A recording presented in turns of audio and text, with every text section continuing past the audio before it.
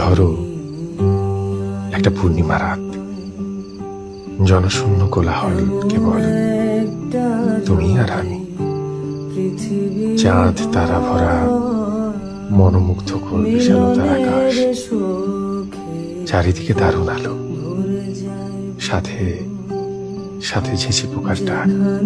ধরো দুইটা কেদারা, সাথে দুইটা কফির মগ, মৃদু মৃদু বাতাস, সাথে তোমার ঠোঁটে গানের আভাস, দুজনের মুখোমুখি জোনাকি পোকার বসবাস।